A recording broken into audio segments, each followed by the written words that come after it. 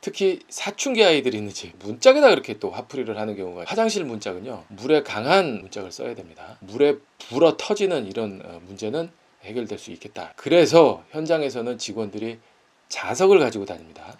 자석을 딱 붙여서 붙으면 쇠요. 이렇게 추운 곳에 문짝을 그냥 일반 목문짝으로 저렇게 해놓으면 냉기가 다 들어올 수밖에 없잖아요.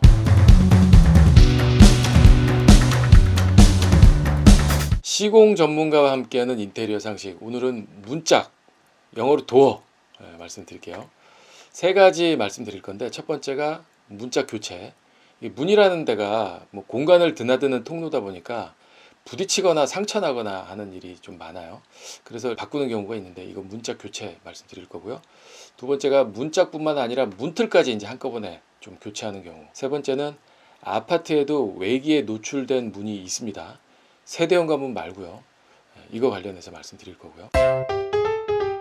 첫 번째, 문짝 교체. 열고 닫고 뭐 드나드는 용도라 뭔가 부딪힐 일도 많아요. 가구 새거 드릴 때, 물건 뺄 때, 특히 사춘기 아이들이 있는 집. 저희 집도 아들만 둘인데 이 녀석들이 장난을 친다거나 뭐 아니면 화가 나가지고 문짝에다 그렇게 또 화풀이를 하는 경우가 있어요. 문짝만 새 걸로 교체하는 건 비교적 쉽습니다. 뭐 이건 뭐 리모델링이라고 할 것도 없이 살면서 그냥 그대로 문짝만 적적 풀러서 이렇게 갖다 새 걸로 교체하면 뭐 충분히 가능합니다. 그런데 문짝 중에서도 특히 제일 많이 상하는 위치가 화장실 문짝이죠. 모서리 같은 부분, 뭐 아래쪽에 이제 물이 닿아서 흘러내리면서 썩거나 뭐 이런 일이 많은데, 자, 그래서 화장실 문짝은요 물에 강한 문짝을 써야 됩니다. ABS 도어라고 해서 물 쓰는 공간에 이제 주로 사용하는 용도로 개발된 문짝인데, 지금 사진이 ABS 도어 만들고 있는 사진이에요. 사면 모서리에 저렇게 PVC 프레임을 대고 있죠. 표면도 ABS 시트라고 해서 물에 썩지 않는 재질의 판을 이제 이렇게 붙입니다. 가볍고 가격도 그렇게 비싸지가 않아요. 표면에 뭐 문양 넣는 것도 가능해서 요즘엔 욕실 문짝뿐만 아니라 방문의 문짝으로도 많이 쓰고 있습니다. 아무튼 화장실 문짝은 ABS 도어라고 하는 물에 강한 재질의 도어, 이걸로 하는 게 좋겠다. 이게 이제 첫 번째 말씀드리는 내용이고요. 두 번째 고려사항, 화장실이나 다용도실 이렇게 좀 물 쓰는 공간에는 마블실이 저렇게 있습니다. 마블로 돌가루로 된 실이 이제 마블실인데, 저 문지방이 이제 썩지 않게 하려고 저렇게 마블실로 붙이는데, 뭡니까? 물이 닿는다는 얘기잖아요. 물이 튀어서 문틀과 마블실이 닿는 저 부분, 지금 화살표로 되어 있는데, 저 부분에 작은 틈이 있는데, 이 틈에 물이 튀면 항상 여기가 촉촉해질 수 있어요. 물에 불어요. 저게 물부름을 방지하기 위해서. 그래서 코킹을 이제 쏴줘라, 이제 이게 어떤 원칙인데, 투명 실리콘 쏴주면 제일 좋고, 집에서 보통 실리콘이 없으면 순간 접착제나 본드 같은 걸로 저 틈을 이렇게 메꿔주면 물이 타고 들어가지 않기 때문에 물에 불어 터지는 이런 문제는 해결될 수 있겠다. 이제 두 번째 말씀드리는 거고요. 세 번째 고려사항, 욕실에 사용한 정첩은 재질이 스테인리스 재질이어야 돼요. 지금 사진에 보시면 녹슨 거 보이시죠? 저기 화살표. 이게 스테인리스 재질이 아니고 그냥 일반 철 재질이어서 저렇게 녹이 쓰는데, 욕실의 정첩이나 나사는 수증기가 가득 차 있는 공간에서도 녹이 슬지 말아야 되는데, 그러려면 재질이 스테인리스 재질이어야 되겠다.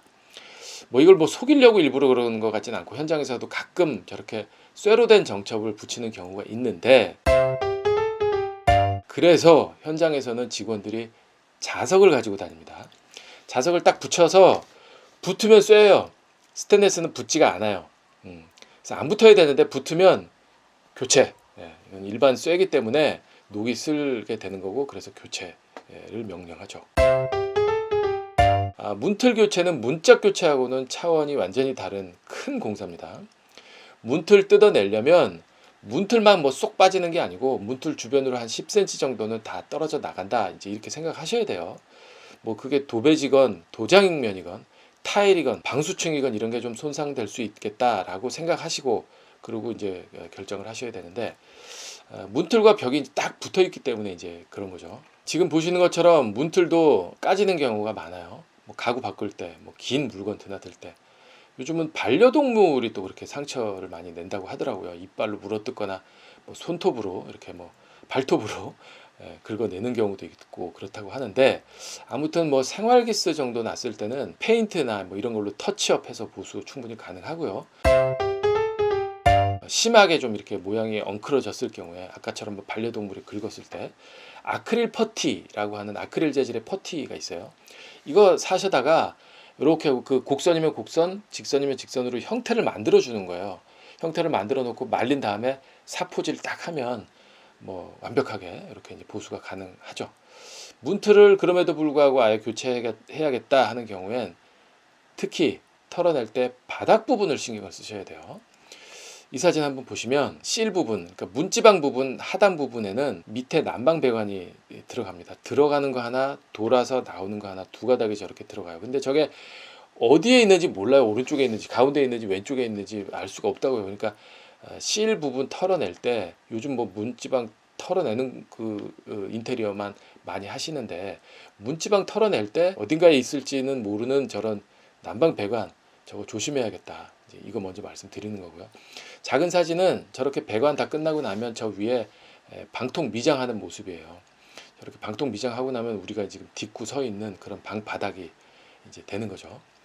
아무튼 바닥에 숨겨져 있는 난방 배관 조심해야 되는데, 자, 그런데 우리가 있는 공간 중에 난방 배관이 없어서 조심하지 않고 뜯어내도 되는 공간이 있다. 어디? 다용도실. 다용도실은 바닥 난방 배관이 안 지나가는 곳이기 때문에 문 뜯어낼 때 안심하시고 조심하지 않고 뜯어도 되는데, 갑자기 왜 다용도실 문짝을 얘기를 하느냐? 자, 이거 한번 보고 제가 말씀드릴게요. 95년도에, 그러니까 좀 예전에 지어진 아파트인데 이거 좀 크게 볼까요? 자, 남쪽으로 거실과 침실 있고요. 저 북쪽으로는 방 2개 있고 여기 주방과 식당 이렇게 있네요. 여기가 다용도실이에요. 다용도실에 단열재가 지나간 선을 한번 표시를 해보면 요렇게 지나갑니다. 요렇게 외부로 있어요. 그러니까 다용도실 안쪽 공간은 추운 곳일 수밖에 없어요. 단열재가 바깥으로 지나가니까. 그러니까 이 문짝을, 이거를 뭔가 그냥 일반적인 문짝으로 해서는 안 되겠다. 지금 그 말씀 드리는 거거든요. 그렇기 때문에 지금 보시는 것처럼 예전에 지어진 아파트의 경우 다용도실 벽에 곰팡이가 핀다든지 뭐 이런 경우가 꽤 많아요. 단열 라인이 안 지나가니까, 외부 공간이라서 그런 거죠. 그런데 정작 문짝은 지금 보시는 것처럼 일반적인 뭐 그냥 목창호 문짝, 저게 대부분이 다 그래요. 보통 북쪽에 위치한, 그래서 뭐 겨울에 더 추울 수밖에 없는 다용도실이 이렇게 추운 곳에 문짝을 그냥 일반 목문짝으로 저렇게 해놓으면 냉기가 다 들어올 수밖에 없잖아요.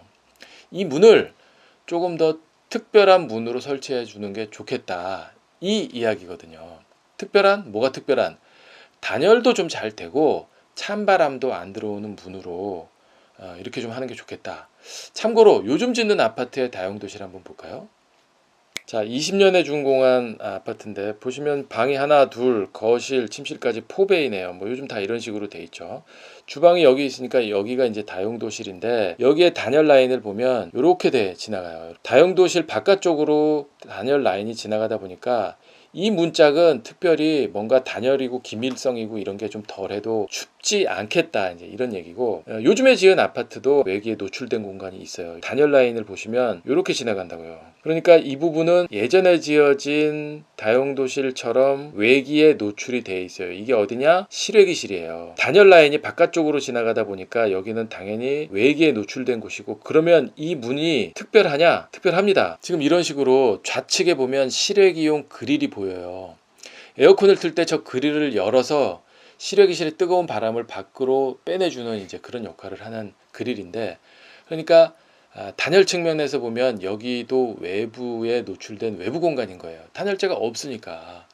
그래서 여기는 문짝을 단열이 잘 되는 문으로 설치를 해요. 실제로 문틀 주위로 고무 재질의 가스켓도 있어서 문을 닫았을 때 문짝과 문틀의 틈이 없도록 꽉 닫혀지는 그런 역할도 해주고요. 특히 문짝엔 유리가 들어있어요. 삼중유리입니다. 삼중유리로 돼 있어서 단열 성능이 우수한 대신 유리기 때문에 빛이 투과가 돼서 어둡지가 않아요. 이걸 뭐 터닝도어라고 명명하고 시중에 여러 가지 제품들이 많이 나와 있어요. 다용도실 문에는 이런 좀 특별한 문짝으로 교체 시공하는 게 좋겠다. 그래야 단열성이나 기밀성이 유지가 되면서 채광은 채광대로 할 수 있는 그런 공간 활용도가 높게 이렇게 되는 거죠. 그리고요, 한 가지 더 말씀드리면 저런 특별한 문짝을 설치 안 할 거라면 다용도실처럼 외기에 면한 공간의 문지방은 최소한 턱이라도 좀 있어야 되겠다. 왼쪽이 화장실 문지방이고요, 오른쪽이 다용도실 문지방이거든요. 오른쪽은 실에 문지방에 저렇게 턱이 있잖아요. 그래야 문을 닫고 나면 아래쪽으로 찬바람이 들어오는 걸 막으려고 일부러 저렇게 턱이 있어요. 이 턱이라도 있어야 주방으로 찬바람이 들어오는 걸 좀 막을 수가 있겠다라는 얘기고요. 다용도실이나 발코니 쪽으로 미스트 유리 많이 쓰잖아요. 그러니까 불투명 유리.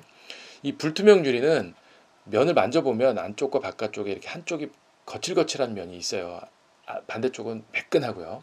이게 거칠거칠한 거가 있어야 이 빛이 이렇게 난반사가 되면서 불투명한 효과를 낼 수 있어요. 그래서 하여튼 불투명 유리는 한쪽이 거칠거칠한데 이 거칠거칠한 면이 추운 쪽으로 향하고 있어야 돼요. 실내 쪽으로는 매끈한 면이 있어야 되는 거예요. 왜냐하면 매끈해야 매끈한 쪽에 보통 결로가 맺히거든요. 이렇게 뭐 이슬 맺힘이 쭉 물이 흘러내린다고요. 그게 결로가 맺혔다가 다시 말랐다가 이제 이러면서 거칠거칠한 면에 물때가 끼지 않아야 돼요.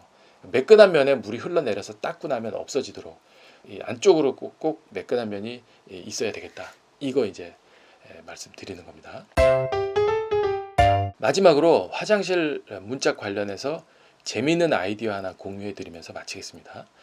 문짝 상단에 작은 창을 뚫어서 굳이 뭐 노크를 하지 않아도 안에 누가 있는지 없는지 여부를 알 수 있는 방법인데, 이거 보면서 3년 후 집을 살리는 인테리어 문짝편 오늘 영상은 마치겠습니다. 집안 곳곳 넘치는 아이디어. 이곳엔 화장실 문에도 남다른 센스가 숨어 있습니다. 이거 아이디어가 좋은 것 같아요. 불 켜고 누군가 쓰고 있으면 이렇게 보이는 거고, 불을 꺼볼까요? 이렇게 이제 없는 거야. 그러면 여기 아무도 없구나. 요걸 이렇게 이제 해놓은 건데, 이것도 아기자기하게 재밌는 것 같아요.